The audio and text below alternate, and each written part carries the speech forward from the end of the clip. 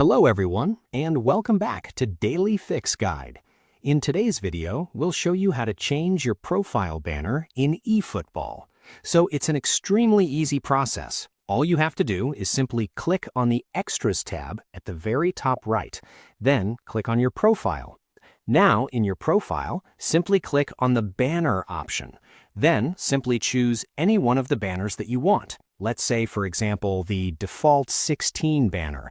Just simply click on it, and then you can go back and see that the banner is changed, which you can see right over here. Again, if you want to change the banner again, just simply click on the banner and choose whatever banner you want. For example, let's say 30.